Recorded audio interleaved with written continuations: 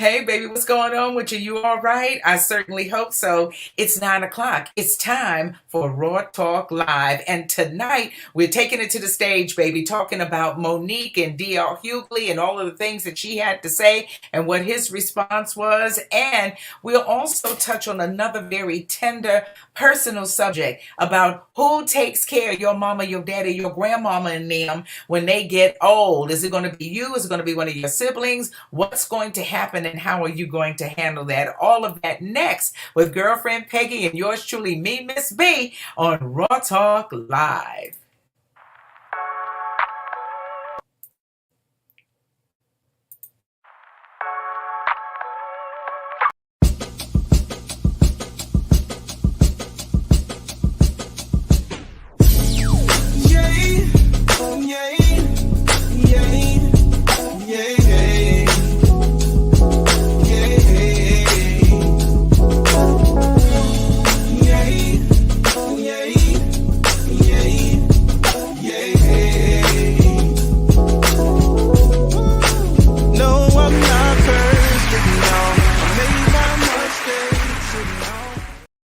Hey, what do you know? It's Wednesday night. The time is right for Raw Talk Live. What's going on, girlfriend Peggy? Hey, what's up? What's up? Ooh, How are girl. you? Everything and everything and anything and everything. I'm doing fine. My hair is not doing fine, but I'm fine. So that's all that matters. Listen, when you have hair and it can just hang down like that, you're doing fine. Okay. Good girl. Looking Okay. beautiful. All right. I'll Yeah. receive that. I'll receive that tonight for sure. Yes, girlfriend Peggy. Let me get some of this light off of me. It's like, that's much better. You look lovely. You look lovely. Welcome home. Yeah, I'm so happy. Well, It's nice to be home. welcome Nice home to to be your home. studio at home. This is wonderful. This is great. So Yes. you had a good time? Yes. Oh my gosh, I did. Just loved up on Well, the you really birthday. didn't go to have a good time.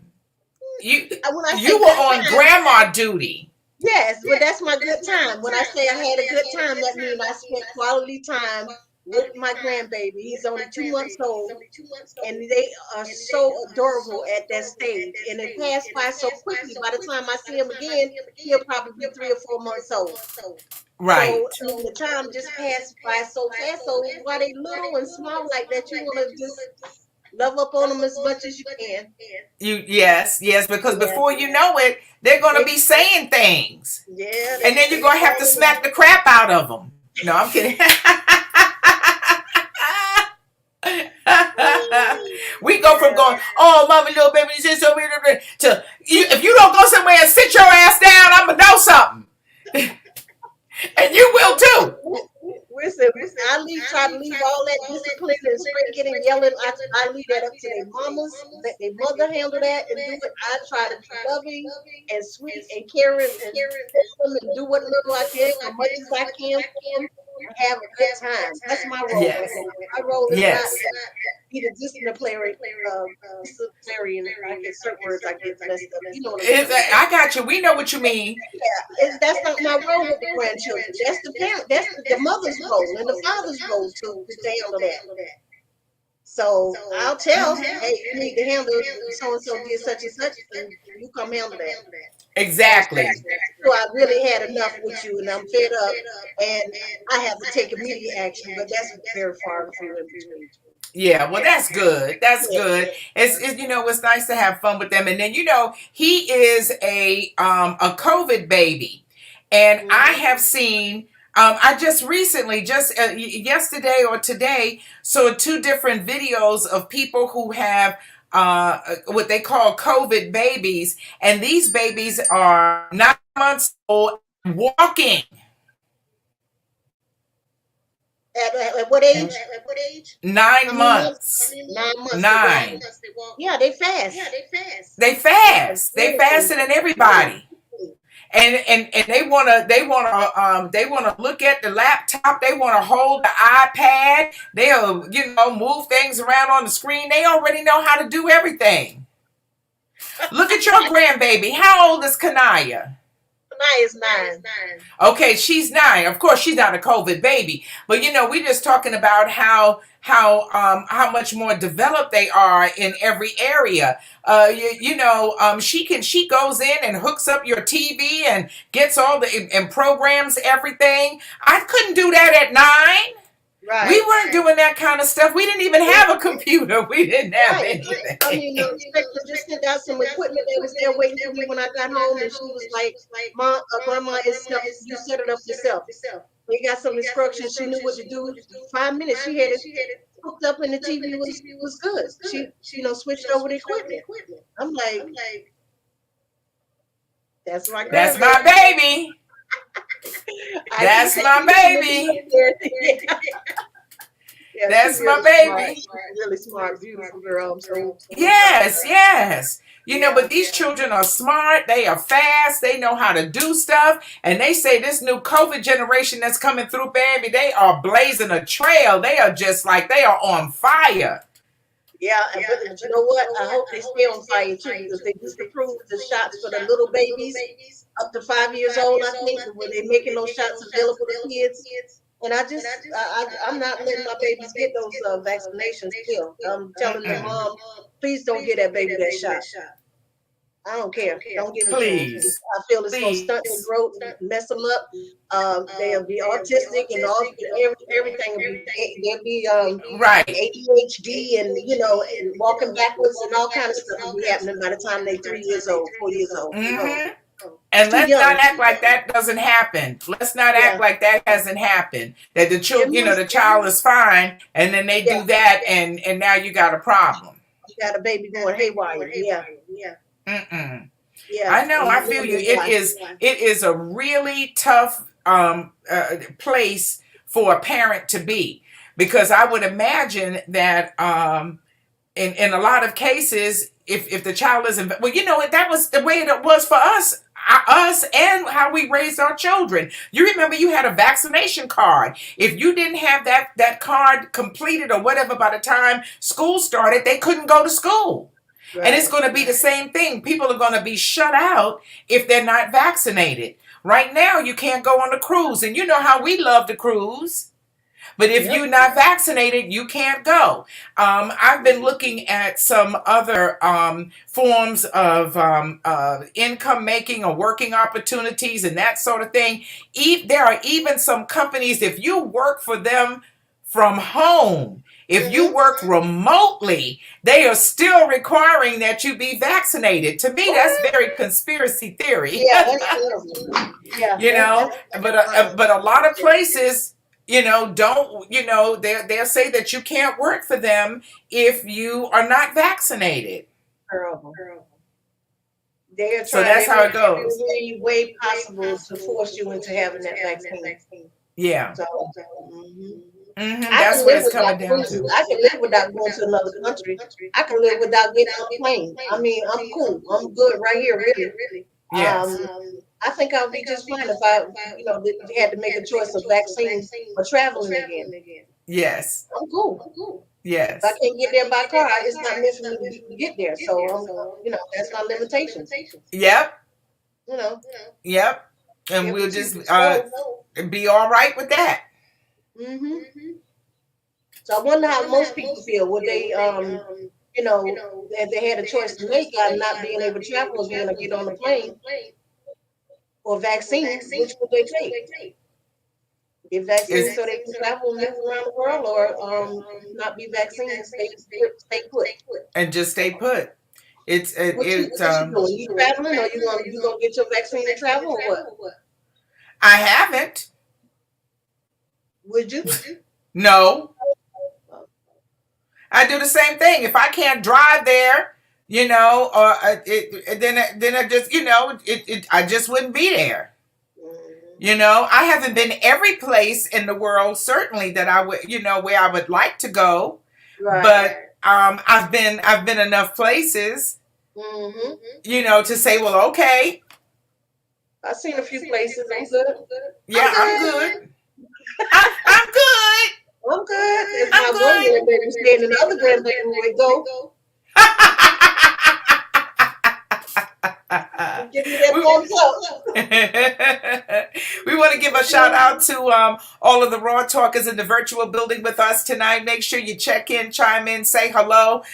We are always checking to make sure that you can hear us. If you're on YouTube or on Facebook, and we love to get a comment from you just to say hello, to let us know that you are definitely in the building with us and ready to talk about what we want to talk about. So I was um, I was just letting folks know on Facebook what we would be talking about. Hold on, I got to do something. Let's see that do and to let them know what we would be talking about. And you know what's funny? Girlfriend Peggy and I um, always. All right, good. Girlfriend Peggy and I always talk about, work on what we're going to talk about. And it's usually based on something that's going on in our lives, and we just want to see how you feel about it, and what's going on in your life. And then we get right to hours before showtime, and something else sets us off, and then we add that to the fray. So tonight, our initial intention was to talk about what happens with you in your life, and who in your family is the person who's going to be designated to take care of your elderly parents or grandparents or some other elderly or Yeah. ailing member of the family. Who whose responsibility is that, who does it fall on, and what happens, and how do you handle it. But in the process of talking about that, we got onto this Monique thing, and I don't even think we found out all of the information that we really wanted to know about Monique and DL and all of that other kind of stuff. But we felt the need to talk about it, so we'll probably just go on and hit on that first, and then get to the main topic. So this is a sort of hot news topic. It might be a little lukewarm, but I was telling folks on Facebook that a lot of times the other content creators, they present the content or in the information, but you don't have an opportunity to, as part of the audience, to say what you feel about it, where everybody can hear or read what you think. And so Raw Talk is unique in the sense that it gives you an opportunity to express yourself and to be heard, instantly on what the subject is.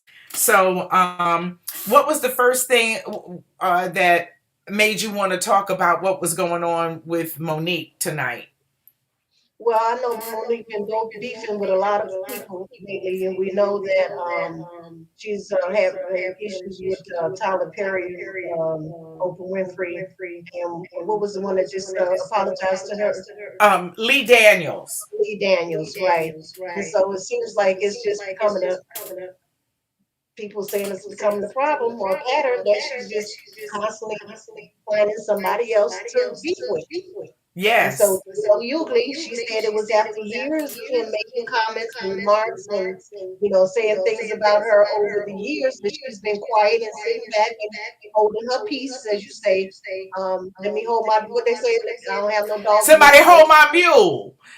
Right, somebody hold my mule for me. I'm gonna be quiet. I'm gonna let all this slide. But after years of that happening, and I guess building up and building up, and they did this show together, she had the impression that she was the headliner. He had the impression that he was the headliner, and so she waited till she got on stage and she let him have it. I guess for old and new for a great break for about 10 minutes. And Yeah. some people felt like that wasn't the time or the place. They felt it was personal attack on him. It wasn't the time or place to talk about that. They came to laugh at some comedy and some real funny stuff, not, express all your beef and the ill feelings that you got for this person right now. You didn't pay to come to see that. Maybe Right. It's some people uncomfortable. probably did, but because they got a first hand, so it was right there.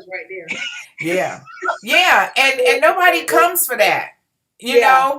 know, for you to spew your anger all over them. Hey, bitch, I paid good money for this ticket. I came to be entertained.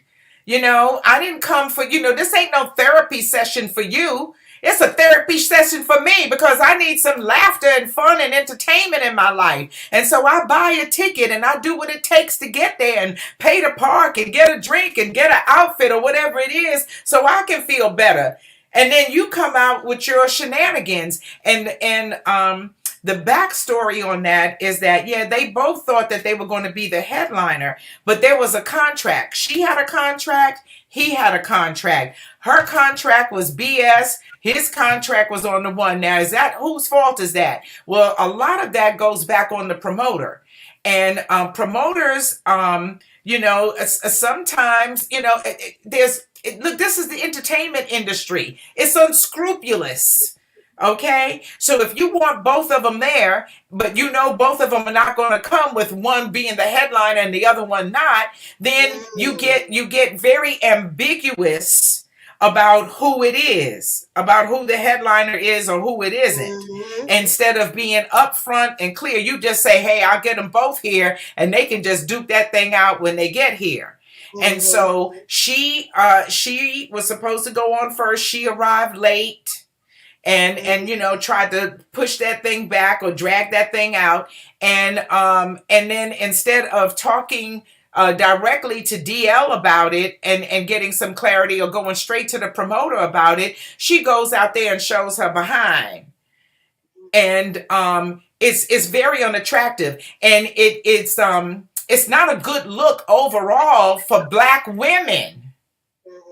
That you're always angry and, you always got a problem with somebody. It feeds into the stereotype of characteristics that they like to put on Black women, that, that we're always angry, always want to curse somebody out, ain't never happy about nothing.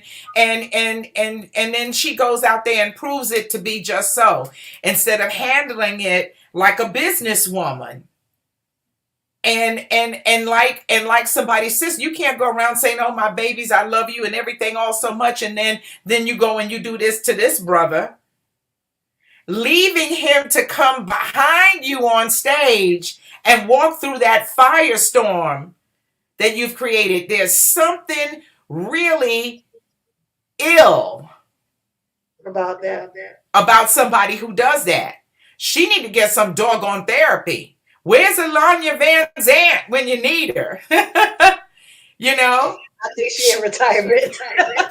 She need to bring her behind out of retirement and head on over there to Monique's house.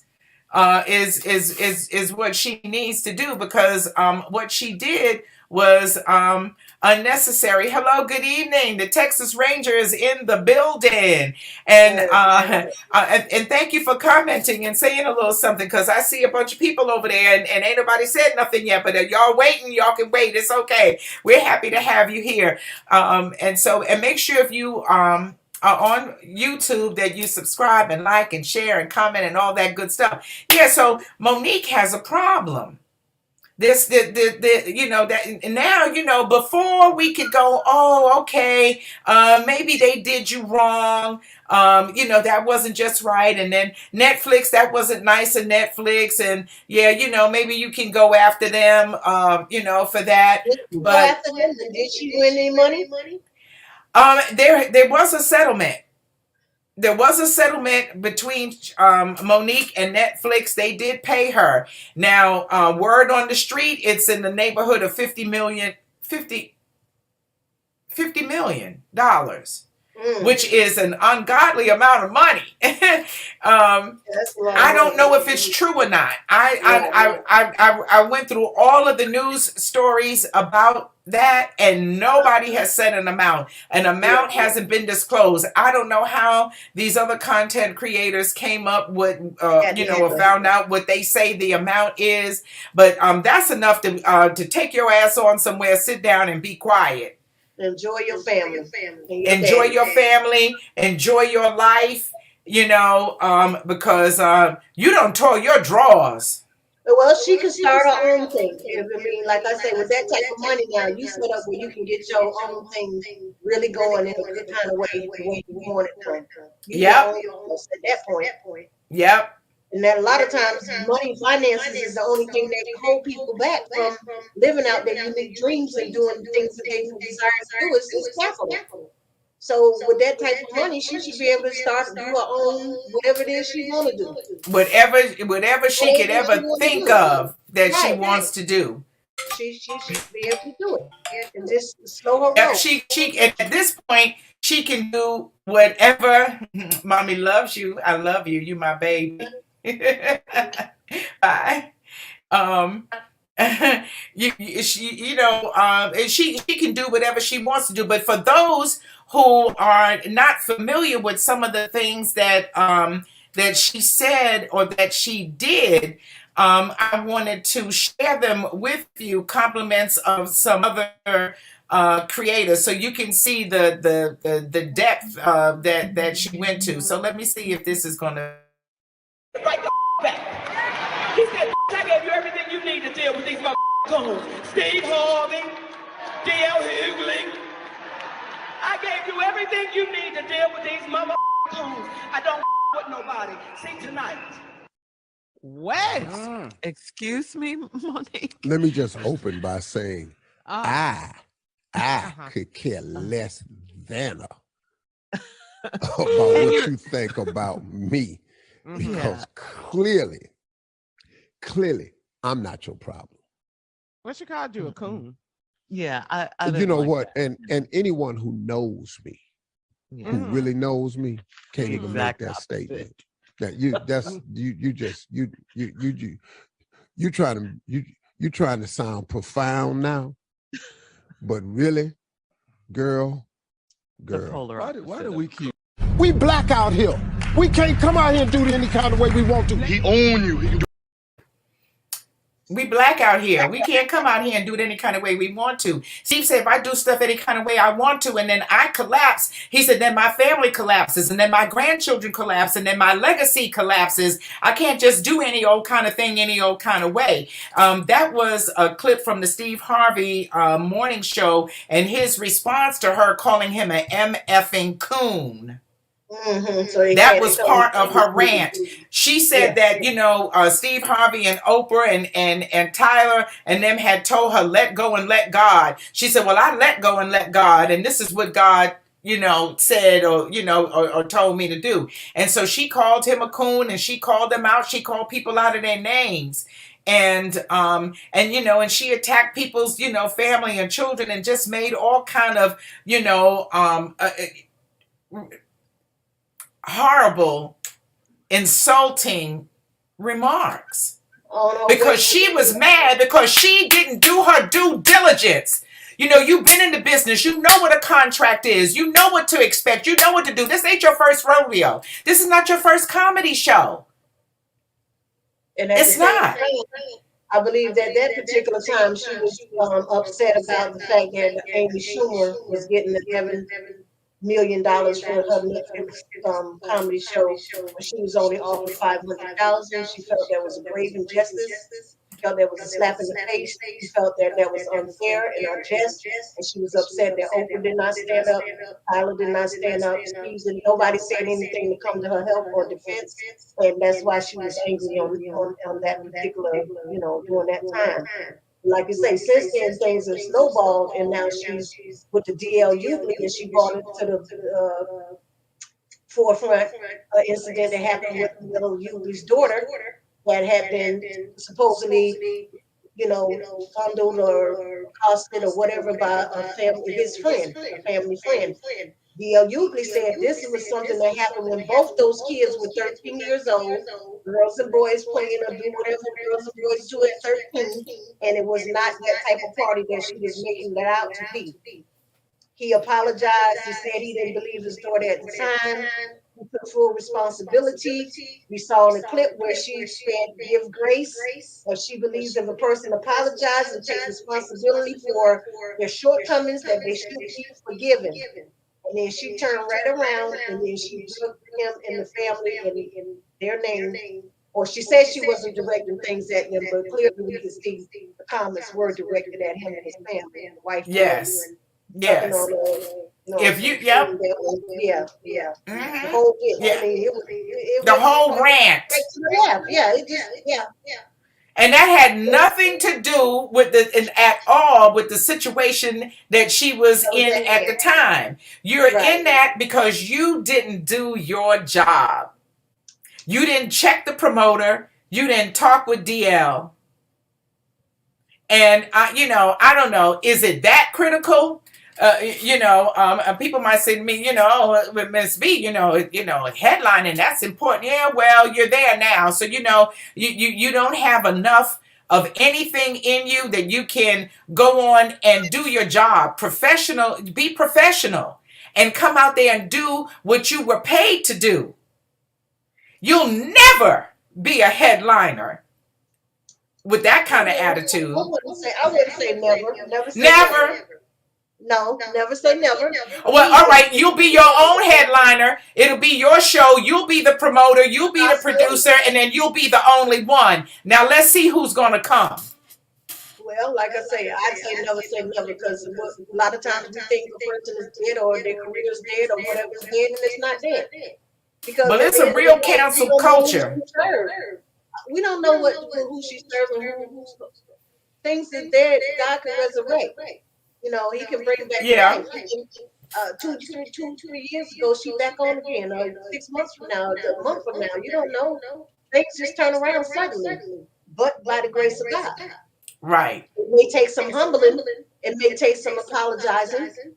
I might go even so far as to say maybe a little ass kissing, but for most folks they say I don't kiss ass. So it is what it is. You may have to go on your knees, like I say, and humble yourself and try to put some things right, some wrongs. Maybe you got an issue. You got a problem. Maybe you got to look in the mirror and say, "Is it me?" I don't know. I might be doing her a disservice because I didn't upload her apology. At first, DL was reluctant about accepting her apology, and then and so she did an apology. Anyway, but check this out. This is DL Hughley's point of view regarding her comments. I work very hard to control the environment I work in comedically. I only work where I want to work and who I want to work for. I want to work with. I don't work because that is a very precious place to me. I've been offered a gig, a couple of gigs, 3 or 4 gigs to work with Monique in LA, in Brooklyn, in Houston, and I turned them down because I didn't think it would work. So after talking to a lot of people, and one of the very people in this room about how things are different, 2 of the very people in this room, as a matter of fact, and how things are different, and look at how things are coming around, I decided it would be wrong for me not to give somebody a chance based on things that they'd never done to me. That would have been wrong to me. And when she talks, she goes on her diatribe, and she talks about me having my feet under her table. That was at her invitation.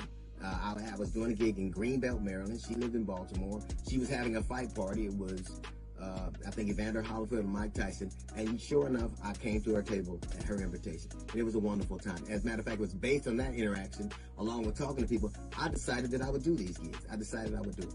And now I know what Tyler Perry knows, I know what Lee Daniels knows, I know what Oprah knows, I know what Steve Harvey knows, I know what Charlamagne the God knows, I know what Netflix knows. Saying yes to Monique is an occupational hazard.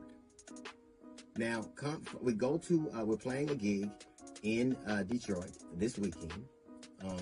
I know I'm going on at 9:45. I leave the hotel. I get there around 9. Monique had just gotten there. She's supposed to be there at 8:40. She had just gotten there, gone at 8:40. She got there at 8:38. What Monique was trying to do was to slow walk the show. She didn't end up being on for 30 minutes. The oldest trick in the world is, if I want to change the order and I don't have merit, I'll try to make people wait so long that everybody gets nervous and go, please, just go on so we can avoid a conflict. That didn't happen. Monique got on stage. Monique actually felt like she had merit. She would have done 1 of 3 things. Either she would have took it up with the promoter, and she did, and the promoter said, we're going on, and whether you go on or not, that's a different thing. You would have not done it, but she knew she had to get on stage, or she would have been in breach of contract, or she would have come to talk to me.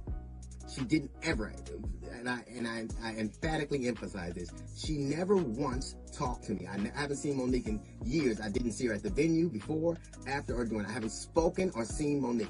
So if you really thought that you had a legitimate contract dispute, you would have come to me and said, hey, I have this contract and you had this contract. Notice not one thing on that contract, not one person she has on that contract, not one thing happened. Do you know why? Because it wasn't legitimate. And she goes on stage and she proceeds to eviscerate me. Not just me, but Steve Harvey, the sexual, my wife, my dog later on in subsequent conversations. Let me ask you something. What did any of that have to do with an alleged contract dispute? What did Steve Harvey have to do with your contract? What did I have to do with your contract? What did my dog have to do with your contract? What does my wife have to do with your contract? You wrote your contract, you and your daddy. You proceeded to say things that were so patently insulting that it was galling. It was galling. You asked in subsequent conversations why I have a dog, a support dog, what kind of person has a support dog. I have that dog because my father died. My children and family decided they would get a dog from where he was from, and I named the dog after my father. I don't have a dog to keep people away from me. I have a dog so I have my father with me all the time. That is an act of love which you know very little about. You proceeded to assault my sexuality. You have the temerity to assault someone's sexuality, a man's sexuality, given who you lay next to. None of that had anything to do with alleged contract dispute. You could have taken that up with a lawyer. You would have gotten out. You could have not gone on stage, but you knew you didn't have a valid contract. And you do what you always have done. You tried to weaponize black femininity. You tried to turn that audience against me. You tried to burn everything down, like you do all the time. Who calls Netflix and thinks I can get $10 million because I did the Queens of Comedy? Who thinks you can get on stage and still live off that?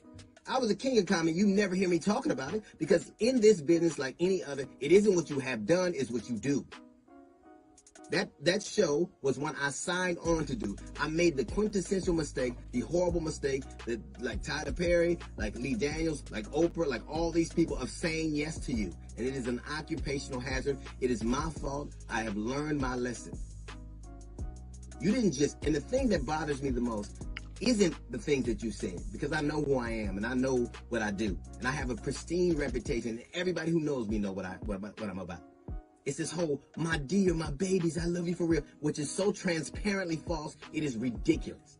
But the thing that was really the most annoying, the thing that was really the most bothersome, is after a terrible couple of weeks where people were being slain in Buffalo, where people were being slain, kids are getting slain in school, and people had come to a comedy show to get away from all of their problems, you besieged them with yours. The one contract that isn't in dispute is the one that the audience had with us to entertain them. But every single time, more and more, you spend half of your time talking about your grievances and what you didn't get, who did this to you. Listen, when you burn things up and you sit back to watch the results of them, she's literally set that stage on fire, said the most incendiary things ever, and I had to go on stage. If she has the temerity to call me a coward would have left. A coward would have said, I can't go. You didn't even want to go on when you had a contract that you knew that not to be true. You made up this whole narrative that you knew not to be true, and you played that out in front of the audience, and then I had to go on behind you. And you know what you did? You sat back and you tried to watch your damage. You set the stage on fire and you watched what you've done. You know who does that? Arsonists do that. Arsonists set shit on fire and try to see the damage it drives. But I blame myself because I know now what I didn't before. Saying yes to you is an occupational hazard, one I will not repeat. I don't blame you. I wish you well. But when you do the things you do, when everything's about you, when you're vitriolic, when you have all these fights with all of these entities, it is you. Precious was not a movie. Precious was an autobiography. That is who you are, literally. You mad at the contract you and daddy wrote, your daddy? And I don't know why you call a man daddy and you pay for him. That's a son. Let's be clear. I am not angry with you. I'm angry with me. I did what I knew not to be true. But I'm going to tell you something. When you burn and you destroy and you wreck, you are not a queen of comedy. You're a queen of ashes. Now, while I'm going to go back to work and you get back to your kingdom of smoke. That's a little note from the GED section. We got the Jazz Report coming up in 15 minutes. It's the DL Hughley. And so there you go. And there you have it. You know, Wow. that was that was his it was That was everything. good. Yeah. And he summed it up beautifully. When you're fighting with all of those people, who's the common denominator? She is. She As much is. as I love Monique, Mm, she is my girl. I love her. I think she's just beautiful. She's funny. She's very. She's just a beautiful individual all over to me. But lately, the things that's been going on just haven't been too becoming of her. no. Her, those situations, they just snowballing and snowballing. And I do wish her well, and we'll be praying for her. And I hope she come out on top. Like I hope she come out on top. Everything that she hoped and desired for, I hope she get. Mm-hmm. So, Yeah. She got and some work to people do. have to She learn got from some this work to do. situation. Hmm. From watching other people do make mistakes. I mean, people do it in everyday life all the time. All the time. All the time. That's how far it's going too far. When you're doing comedy, when you stop, insulting and bringing in people, personal family members and issues and calling them, names and he not your daddy, he your son and all this stuff, it's going too far. That's something personal. Y'all need to get off stage and work that out. Mm-hmm. Go behind the Yep. And so cameras there and you work it go. out. Ray Marine in the building with something to say. What's going on, Ray? Although a lion is the king of the jungle, it knows when to be quiet and not to roar to make a point of its presence. It knows that the main objective is to achieve the bigger picture and catch its prey. If it roars first, then it puts the prey on alert. Monique needs to learn from the lion. Shut up and achieve the bigger objective. Steve is right. You can't just do things any way you want to. Well, you can, but put the results, but the results won't be the same as others who know how to move different. Period. And that's what happens. Everybody else knows how to move, period. And if you thank you, Ray. We appreciate your comment tonight. And Steve went on to say there was more to that clip. If you go on YouTube, you'll see it. And also I want to give credit to Chronicles Speak. Chronicles Speaks. It's a content creators show that talks about entertainment and celebrities, and so that's where that clip came from, with DL Hughley expressing how he felt. So we're going to give them credit. And but yeah, if you go on and listen to what Steve Harvey had to say, he talks about that specifically. He says, "Hey, listen, this is a game. This business, this is a game. It's a money game.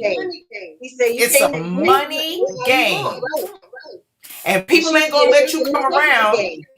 Yep.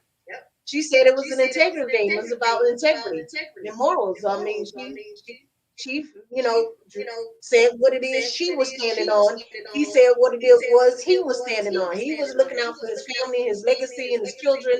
And if he stopped working and stopped eating, so did the rest of his family. And so therefore, he's saying he had to move a particular type of way. He had to play the game and do and move and shake how they want you to move and shake until you get where you need to be.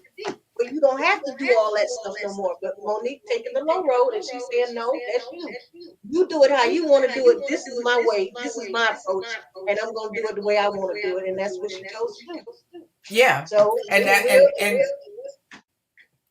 what she's doing. But I would say if you're going to Hollywood expecting integrity and morals, you're barking up the wrong tree. You're shopping at the wrong mall. That's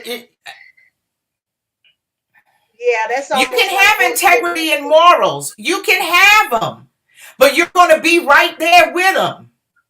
Don't fool yourself. These people, they sell out a lot. They compromise their integrity a lot. No, they compromise the people that work for them integrity and morals and values a lot. They want them to do the things that they want them to do, and that's part of the game. You gotta they have the dollars, they holding the cards. So you either play the book, play the game by their rules, or you don't play, or you don't get fed, or you don't get on, or whatever it No, is. you go on somewhere. But the beautiful thing now about social media and all of the platforms that there are, people no longer have to do that. You don't like the way somebody's doing something, Hollywood ain't giving you a chance, all of that kind of stuff. You can go create your own. There's somebody, I saw an ad on Facebook about starting your own TV channel. Just like, and we see it, Roku, Sling, every manner, of platform out there with all different types of entertainment and programming on it. Right. Programming and content is the new hot thing. Right. You don't have to sell your soul to the devil anymore. There are hundreds and hundreds and thousands of people who are now millionaires who you and I don't even know about, and they are that because of their YouTube channels and their Instagram and Facebook, and the way they use social media to gain fame and fortune. They're not doing it the same old-fashioned way no more. Tasha K was talking about that this morning. She was saying how the Wendy Williams show, Wendy Williams doesn't own the trademark to her name. They're gonna continue to show with other hosts. They will find another host to take a place, and they still be the Wendy Williams show. She said, she said Wendy Williams will come over here with me because if she's smart with her, whatever she's doing, or take her, whatever she's going to, start her own YouTube channel, and she'll have her followers from march right over where she is, and she can keep going and getting paid and getting her dollar bills and giving them this check.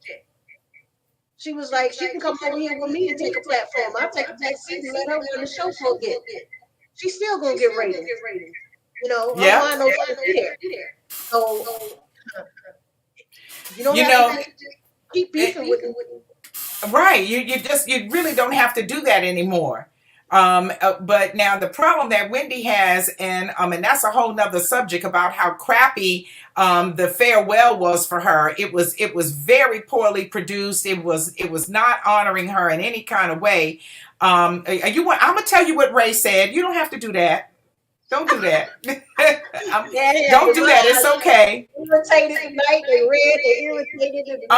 You ain't got to do all of that. Don't worry. You want to know now? Some people play checkers and others play chess. She obviously is playing checkers. Checkmate. You lost. Bing bong. I feel you, Ray. But with Wendy, see, Wendy's problem was not the other people. Right. What they're saying is that Wendy had a drug problem. Right. And the drug problem, led to the decline of her health and her mind. Mm-hmm. Not to mention all of the other foolishness that was going on with that husband and the outside, the baby mama and all of that other kind of stuff. That's enough to drive anybody crazy. Yeah. Okay. But Wendy cannot perform. Mm-hmm. So it's not a matter of going to another platform. She's incapable of performing. They say she has memory loss. And the guy, oh God, what is his name on her show that wears the glasses that's off to the side? Okay, he took over for a little minute. Well, he would have to feed her. She'd be talking about something, and it would escape her, and then he'd have to tell her whatever that was. You can't you can't feed her a line all the time. She has to be able to perform. Right. Oh yes. We know you're talking about Monique. Ray, we got it. Yeah, that Monique was playing. Some people play checkers, some people play chess. Monique definitely, she lost out on that one, and she was making a good comeback. You win the lawsuit against Netflix after 10 years of dragging that thing out. You get an apology from Lee Daniels. all of that kind of stuff. And now you win the Exactly. money. And then the only thing you can think of to do is come up there and show your behind about something that was wrong on your part. Yeah, if it went on for, It's disconcerting. if it went on for years, if he's been making comments over years, then you just have to take it that he the brunt of she's the brunt of the jokes. That's no, but what she did was no better than Will Smith walking up on stage and slapping Chris for what he said about Jada, the little joke he made. Exactly. If it's saying it in comedy on the stage, then it's what it is. You take it to confidence. It's comedy. Mm-hmm. So like I say, So people take that serious. there you go. We'll see. Yep. We'll see what eventually happens. Yeah. Stay tuned. Yeah. More to come. But that's not the only thing that was on our agenda tonight. And here is the next topic. Let's see what you think. Your parents and your grandparents took care of you when you were young, but now they're older and it's time for their day in the sun. So who's going to be responsible? Who's going to take care of them? Join girlfriend Peggy and yours truly, me, Miss B, as we talk about what happens in your family on Raw Talk Live. Join us on Facebook at Raw Talk, on YouTube at Real As Women Raw Talk. Wednesday, 9 p.m. is Raw Talk Live. Exactly. It's Raw Talk Live. So now we move on to our next subject of the evening, which is whose job is it? What's going to happen? Well, let's share with the audience how we came up with talking about this particular subject, because for the last few days I have been enthralled in a 24-hour almost marathon while watching the baby. I've been on the Hoarders channel. Hoarders? Oh, Hoarders, watching the TV show Hoarders. Yes, they have a 24-hour marathon. You can just watch show after show after show, and I'm just sitting there in amazement, like, oh my God! Like, I see how it gets started with a little bit at a time. A person who loves to shop, you're always shopping and bringing in bags. You're always shopping and bringing in stuff. Next thing you know, your closet full, the garage full. Now you need another room for something else. But this was hoarding on a whole new level. Is when you just have nothing but straight garbage and trash piled up 6 feet high in the living room, dining room, kitchen, and every room in the house. I mean, how do you go from just being lazy and not cleaning up a little bit to a whole house full of basement, first floor, second floor, filled with garbage?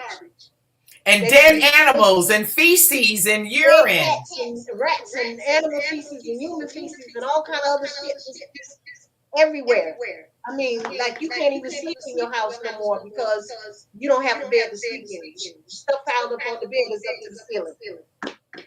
And I was like, wow, is there a grandparents' day? We looked into that.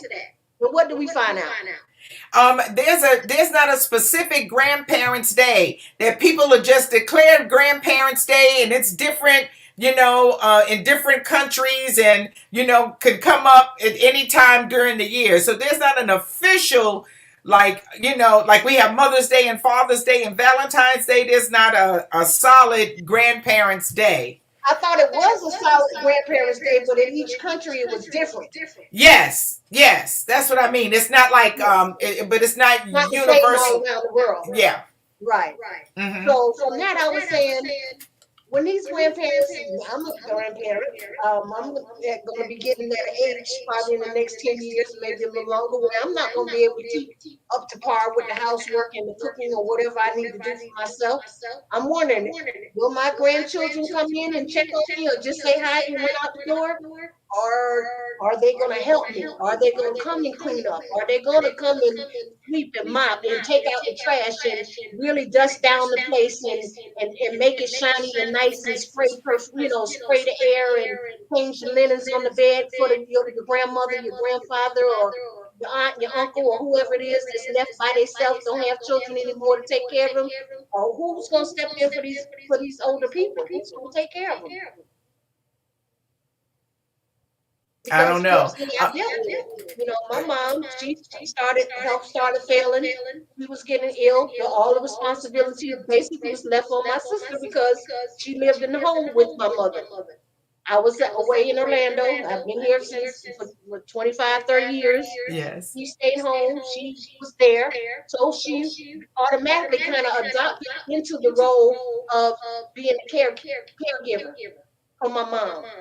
And it's a sense, it's a little bit of guilt that comes with it that I haven't, wasn't able to be there and do the things on a regular basis that I should have been able to do, but wasn't. Going home for a weekend or going home for a day or passing through to say, hey, spend an hour or two with mom or whatever, put a few dollars in her hand, go to the store, bring her lunch or do something like that was just a small gesture of what really needed to be done. Because it's not fair to the one sibling that have to do all the take her mom to the doctor and making sure she got her meals and making sure the bathroom is clean and her linens get changed and her laundry get done. It's a lot to put on somebody. It is. It's a lot to deal with. It's an awful lot. I want to get to Ray Marine's comment on our initial discussion about Monique. And he says, Peggy said that people make mistakes, which is true. However, Monique's actions are not mistakes. That is her character. That thing run deep. And he said, that's like saying the fire arsonist made a mistake, although he keeps setting fires and then attempts to apologize. Yeah, that's almost like a person crying that they sick, or they hurt themselves, and then it's the false, it's not true at all. Yeah. Yeah. That's what people gonna start to believe now, that she just, throwing out some wolf tickets. Yeah. Stay relevant or whatever reason. Yeah, your apologies start not to mean anything because of the pattern of your behavior. If you go back and then go at the right, person. And which is what DL Hughley said about her, that having dealings with Monique is an occupational hazard. Wow. Well, yep, there you have it. I wonder would other people who have to work with her on, her TV shows years and years and years ago, or the movie. I wonder what they would have to say about how she acts and how she treated them. It would be interesting to know. But to get back, they labeled her difficult, and she wasn't difficult to work with. Her demands weren't high. We won't know unless people who have actually worked with her on a movie set can come forward and speak up and say, "Hey, she a real bitch," or "No, she the sweetest person ever. I never had a problem with her. She wasn't being talked down to you. She wasn't snooty and tooty, and how people think that wasn't her. She's a good. You know what I'm saying? Yes. They have to take character witness for her. Yeah, she needs some of that now to come forward. Somebody. Well, I don't even know if that'll help, but yeah. I don't know. But in speaking about parents and who takes care of them, I know so many people who find themselves in that situation. And oftentimes what happens, just like with your sister, so she gets, because she's right there, or maybe she's retired, there's something about her situation that makes it easier for her to be the designated primary caregiver. Right. And then that person is really making a sacrifice. They're giving up, they're changing how they move in their life in order to accommodate and care for the elderly person. And a lot of times the caregiver gets tired. Caregivers need rest too. Caregivers need a break. They get tired, they get frustrated, and it can lead to their own illness. When their siblings or other family members are not doing anything to help, not coming and giving them a break, not helping them or supplementing financially, it can be very annoying, very painful for the caregiver. It is really difficult. Exactly. That's my profession. I'm a caregiver. I started off with a private caregiver cleaning and errand service about 20 years ago. And that's what I did. When I divorced my husband, I started my own business, and that's what I did 24/7 for quite a number of years. I had my own clients and a few people worked with me. And that's what I did. But after years of doing that, it takes a toll on you. It It takes a does. toll on your body. It takes, you constantly running, you constantly caring for other people. You don't have a whole lot of time to look out and care for yourself. You get neglected. You get put on the back burner a lot of times, and it does take a lot out of you. And It so it, after so it many years does. of doing that, I just was like, hey, enough of this lugging people from the toilet to the chair in the tub, from the tub back to the getting them dressed for bed and putting them in bed, and it just gets to be too much on you. It's more than a notion. Ray says Yes, he yes. has one last comment about Monique and her situation with DL Hughley. He says she says that she is standing on her morals and values, meaning Monique. She contradicted that by what she said about DL and his family. Okay? That was a low blow. Yeah. And then he says GTFOOH, and if you know what that means, you know what that means. Get the F on out of here. Oh, okay. Okay. And he says, okay, I'm done on that particular topic. But Ray, that was a good point. Yeah, that was a good point. Yeah, to and like I make. said earlier, she said you have to give grace to people when you apologize and take responsibility for what you have done or your shortcomings. Nobody's perfect. And DL Hughley, he did do that with daughter's situation and what happened back then, and he didn't believe her. He took responsibility, he apologized, said he failed, he dropped the ball or whatever it was, but that didn't stop her from coming after him. He still brought that subject up and threw it back into the media. And it was settled in a sense. So now you add insult to injury and you're not standing on your words that you said. No, because it's dirty. You fighting dirty, and you didn't even have to fight because the battle wasn't with DL. And then you're gonna be dirty. I hate when people do that. That dredge up something that has nothing to do with the argument at all. Which is what women. I don't know about. I don't want to say black women, but that's what women are known to do. When they get in an argument, they deflect. They deflect or they come out of left field with something that has nothing to do to distract from the main topic. Or what the primary argument is. We as women are accused of doing that a lot as a means of defending ourselves. But once she did that, game over. Because what DL said initially in his comment about what she said, he says, I decided to work with her in spite of the volatile relationship she's had with other people in the industry. He was going by, she never did that to me. You know how we say, look, just because you and her don't speak to each other don't mean that I can't speak to her. You go, I'm not friends with her anymore, so now you can't be friends with her. Well, she didn't do nothing to me, so I'm gonna give her the benefit of the doubt. I'm not going to go by what other people say she did or any of those. I'm not going to judge her on that. Right. I'm going to, and so he said he went on and worked with her because she had never done anything offensive to him before. And then he said, and look what it got me. Yeah, but like I say, the whole reason was you've been talking about me for 14 years. My name been in your mouth. I ain't said a word, so that was her reason to go in. And we'll leave that. But that's not that. No, and I'm not accepting that. You held that for 14 years. Have to hold it for 14 more because it had nothing to do with what was going on. And if you had a problem with him 14 years ago for something he said and you didn't check him when that happened, then shut up, eat it, swallow it. Yeah, well, maybe. And now you want to wait until you in an effed up situation that you effed up yourself because you handled it unprofessionally. You didn't do the right thing with the contract. Now I got to pay for that. Now you want to drag me? You want to drag me? You and the family, ain't just you. You're right, and put my family in it. She's dragging him and the family, brought the children in and everybody into it. My wife and all that stuff. And she ain't for anybody to say anything about her daddy, her Sydney. Don't talk about that man. You better not. You better not talk about him in a negative way. You got to get snatched up from the room.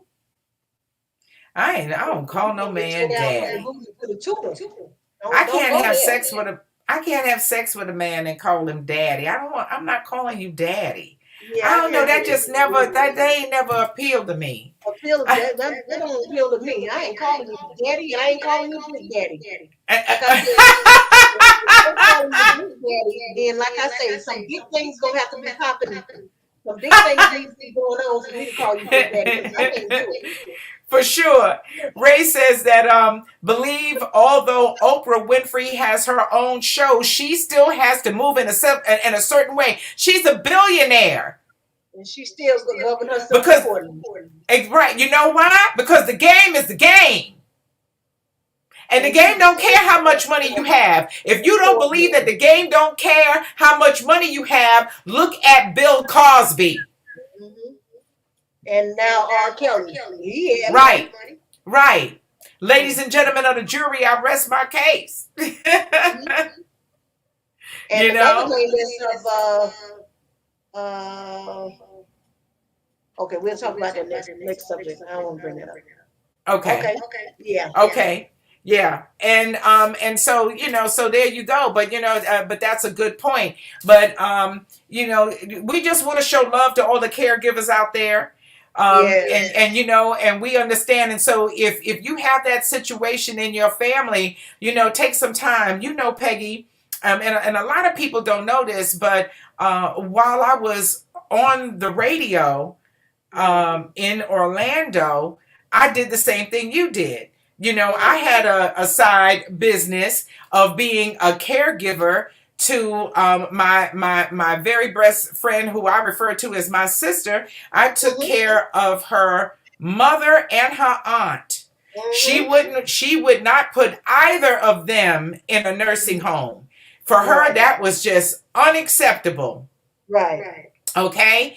And so she brought her 99-year-old aunt. Where was she? She was living in North Florida, but anyway, she was living by herself. And when she lost her sight and couldn't, do her own thing anymore, she said, "You got to come and stay with me." And by the time that happened, in that room, I saw it. I've been there on several occasions. She had them both there together.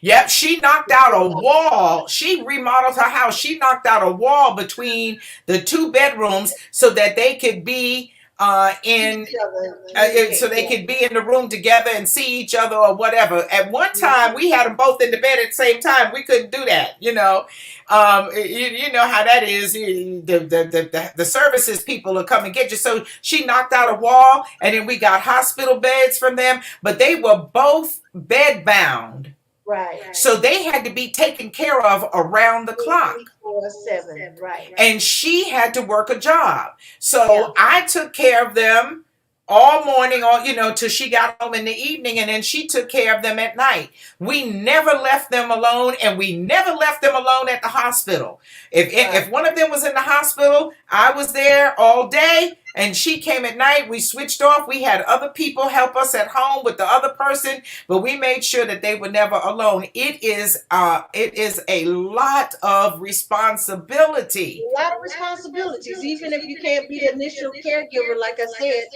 When you know your sister's the only one or your brother's the only one that's there caring for your mother, go help. Go do what you can. Go as much as you can. And don't just, like I said, I would go and visit and hang out and bring a lunch or put a few dollars in a hand or, mom's anything you need, vacuum, dust a little bit, just surface stuff. Maybe clean out the refrigerator, heat the bathroom up. But you need to put hours and hours and hours of work into their homes sometimes. Yes, you do. It's that dusty, and if they're a smoker, it's a lot of stuff floating around and a lot that needs to be done. And it really is too much for one person to do. So I'm just urging siblings, grandchildren, go, help, get a day, just like a family reunion. Pick out a day in the week where, all the siblings or the nieces, nephews, or whoever, hey, we meeting up at grandma's house today. We gonna have a little barbecue and clean up day. Clean up grandma's house today. That's what we gonna do. We gonna get in there and we gonna clean from the window to the wall. And we gonna jam and party and have a good time and make sure her house is spotless before we Yeah. leave at the end of the day. That's you we gotta look after our elderly. Yeah, we Yeah. do. And you We have to gonna be make elderly plans to one do day. that. Yeah. Shout out to Irvin Simpson in the building. Hey, baby, how you doing? It's so nice to have you in the virtual building with us. Make sure you check out Irvin's show, especially if you are in Central Florida and you are a resident of Bonkey. If you're a resident of Sanford, they have a show that's great for everybody, but especially for the folks in the neighborhood. It's called The Barbershop Conversation, and you can be a part of it on Monday nights at 7 p.m. Go to Facebook and join Irvin and the guys in the barbershop. Listen, my last trip to Florida, I had a chance to go and hang out with them and do my thing. We had a blast. Much love to all of you gentlemen doing an absolutely fabulous job. Irvin says that he took care of his mom for a good bit before his sister came. Okay. So he knows how important it is, and it's very time consuming, and you got to put love into what you're doing. If you're not doing it because you love your grandparents, then just go on and leave them alone. Don't bother. Don't fool yourself up with them, because you don't need to be in there with attitude and being cool and pulling and jerking on them and making them do stuff and they don't want to. You got to go in there with love, because you're doing it from the bottom of your heart. Yes. Yeah. Yes. Jane is in the building. Good evening, Jane. Thanks for joining us. It's nice to see you, darling. She says, I don't know, but I had a recent incident and ended up in the hospital for a procedure that was supposed to be a 45-minute appointment. I called my daughter and she put everything in motion. My son showed up first, then my daughter in an Uber so she could drive my car home. Then my grandson called from DePaul. I definitely felt cared about. I hope they continue the sentiment. And I did tell them how proud I was of them and how proud I felt, but also show up for each other in the future. That's beautiful, Jane. And that's why it's so important that we love and care for our children and our grandchildren and create good relationships, loving relationships with them, have relationships with them, so that when we do get old, when we do get bedridden, when we do get and have a surgery, I'm gonna have to have surgery soon. Your kids, your grandchildren, if they're old enough, they don't mind coming by and checking on grandma. They don't mind helping. They don't mind being there for you, because why? You love them and you were there for them. So it's what goes around. When dad is not there and he get old and decrepit and he needs the children to be there, a lot of these children will be like, he wasn't in my life and he wasn't nowhere around for me when I was growing up. Why should I be there for him? And they hold on to that and they take it with them. They're not budging. No, they're not. Yeah. They're not. Irvin says, "Ooh, but that booty duty." He said he can't. Ooh, Lord. Listen, baby. It's a man to do that. It take a special person, period, but definitely a special man. To being able to do that as nurses and caregivers and mothers, and that's what we've been doing all our lives, is wiping our babies' minds. And like I said, a lot of us in the medical field or profession, and so that's been a part of our lives. Having to know how to clean up a person properly, Yes. Yeah, that's rough. That booty duty ain't nothing to play with. And if you don't do booty duty right, then it grows into another problem. Now you got bed sores and other, issues that cause the decline of the patient. It ain't nothing to play with. I know that's right, baby. He said that booty duty is that is some kind of duty you don't want. And what nobody knows, or most people, would never know that I would do that during the week, and then I had the consignment store and then the radio station, and but on Friday nights, when I would show up at the club looking all fly, I had just gotten off of booty duty. The last thing I did before I left them was made sure that they were clean and fed. Yeah. Okay? So I did plenty of booty duty. And if you've ever had diarrhea, and you know what it's like, and how how uncomfortable it is, and you're doing it on a toilet. Imagine somebody who is in the bed and they've got diarrhea, baby. The Tampa's on, yeah. It is not. It ain't nothing to play with. You got to know how to handle that duty.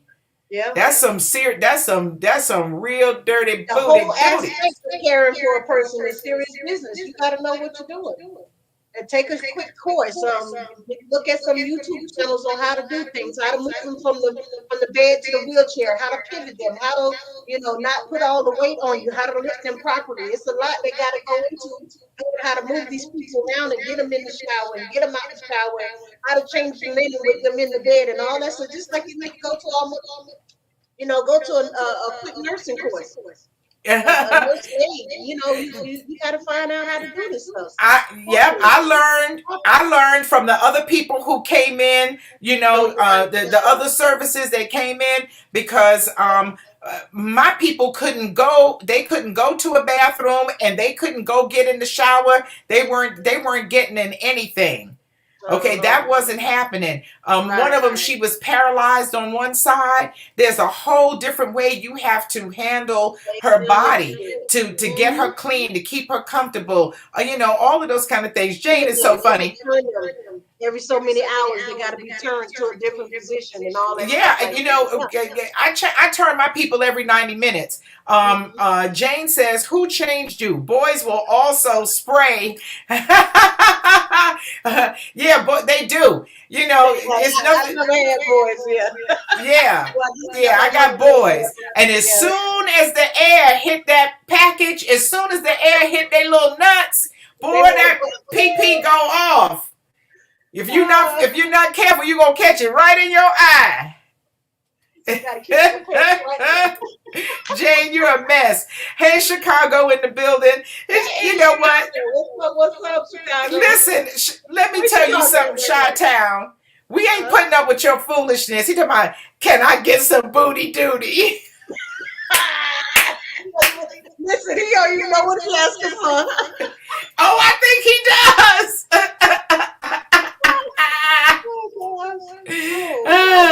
We got you, Mike. We got you, baby.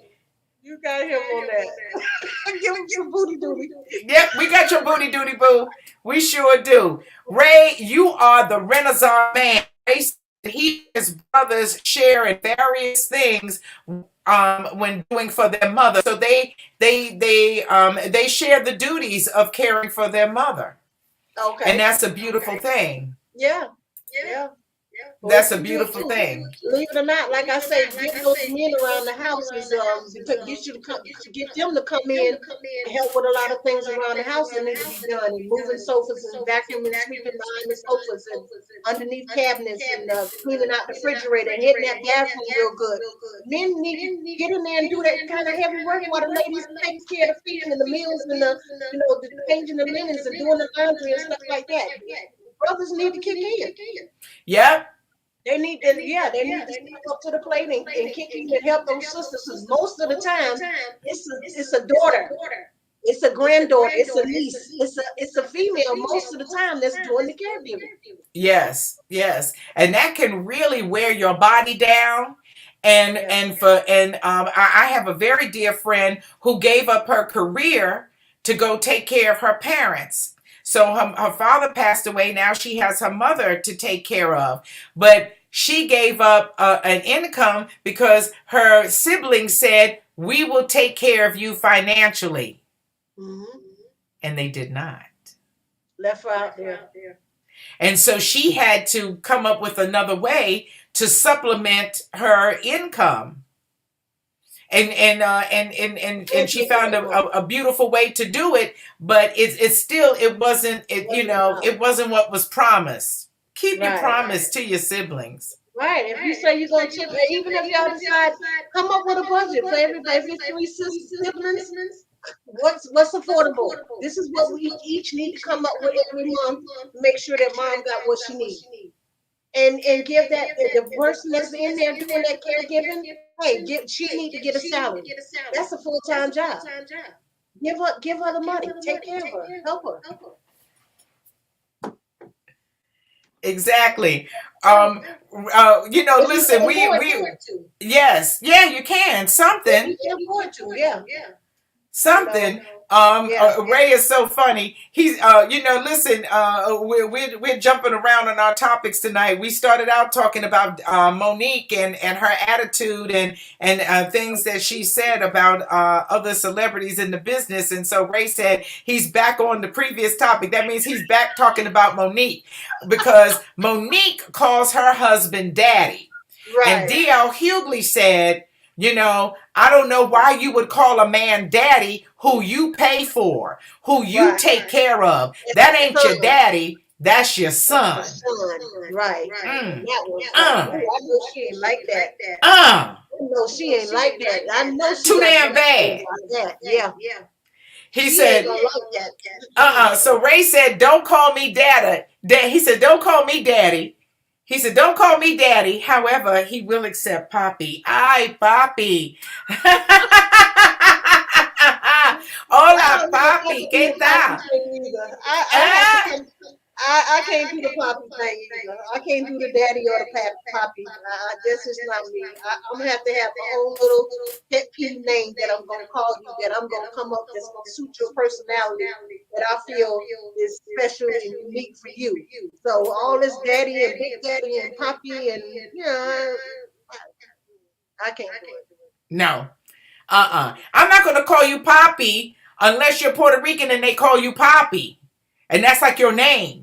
Hola, Papi Chulo. Hey, we got a friend. His name is Papi. So, but yeah, so then I'm gonna call you Papi. All right, but we ain't doing no. I ain't doing no daddy. Yeah, I ain't doing no daddy. I ain't doing big daddy. I'm not doing big daddy either. Mama, if you want to, if that's so approachable, if that make you happy, I'm okay with it. But if he call you what? Big mama, you can call me big mama if you want to. I don't care. But I just can't do the big daddy thing. Yeah, really, the only time I would call my husband daddy is when the children were little. You teaching them, you're teaching them to say daddy or dada. So, say, hey, daddy, that type of thing. But I'm not personally going to just, I'm not going to be in the bed with you talking about do that to me, daddy. Harder, daddy. Faster, daddy. No, daddy, no! No, daddy, stop, daddy! That just sounds too perverted to me. I don't want to do that. All right, Ray said, Ray, you know what? You really are sharing a lot about yourself tonight. Ray says, role playing as though we are in Spain or Puerto Rico. Oh, okay. Hey, Papi. Take me there for real. Let's go for real. Yeah, really. We don't need to role play. Take me to Puerto Rico. I will call you Papi for 5 days straight. I want a nice long time. I want a long vacation. A whole week, 7 days. What the hell? Oh, my God. That's his favorite line. Listen, Ray, before we leave tonight, now, you got to say it. You got to say it for everybody, Ray. So come on. Put it up there. Put it up there. You can't. That's all I'm going to say. You can't. Come on, Ray. I'm waiting for you, baby. what it is. You know what it is. You know what it is. You know what it is. Come on, type faster. Because you can't make this shit up. You can't. You know, and that's the famous weekly line from the one and only Ray Marine. You can't make this shit up. No time. Yeah, no time. Love you, Ray. That's what makes us unique. Raw talk, real ass women. Yes, most definitely. Most definitely. And hit me up, Ray, if you're doing something for the 4th of July. You know, I'll be at your house first this time. Oh my God. That is too much. Yes, definitely. Definitely. Yeah, baby, you can't make this shit up. This is some real one of a kind stuff going on over here. I think, but for real, for each family need to make their own not just the once a year grandparents day, but they need to do it weekly or monthly. Oh yeah. They need to do it weekly, monthly on a regular basis. Declare that hey, everybody show up to grandma's house. We got some work to do. If it's mowing the backyard, cutting the front yard, doing some planting, beautifying the house, painting, whatever it needs to be done. Whatever it needs. Yeah, whatever it needs. Don't let that thing get out of hand. Yeah, these young men, these boys, sons, these grandsons, they got lawn service business, free trimming businesses, car washing businesses. They got some stuff going on. Yeah. They can, go over there and give some time and hours to their grandparents' house, get mom or aunt's house. Go do it. Yep. Yeah, feel better about yourself. Yeah. So I don't know, maybe next week, Peggy, we have to share some of our special names that we give men and not daddy. You know how I don't know. Maybe that's too personal. They always name your friends.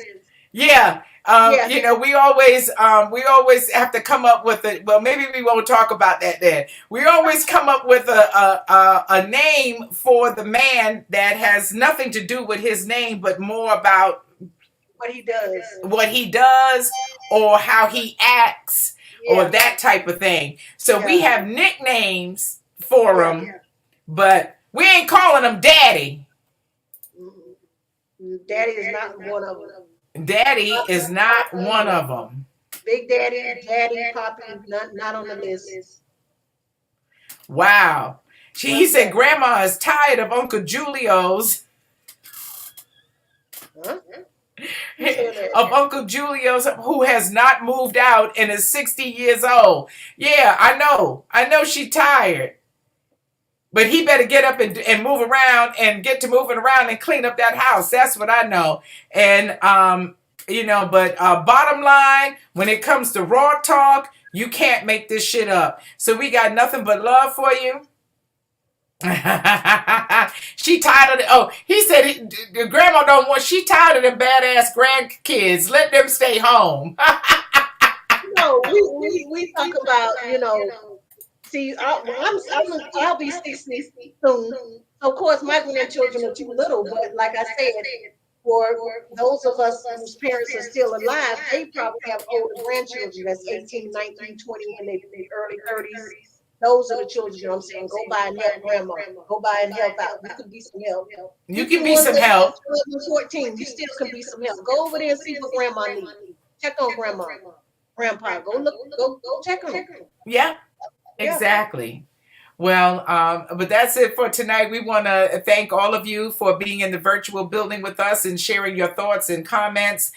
We're happy that you counted not robbery to be with us on Wednesday night at 9:00. We want to remind you to please like and subscribe, like, comment, and share. Hit the notification bell and continue to be a part of Raw Talk Live. If you have any subjects or issues or comments or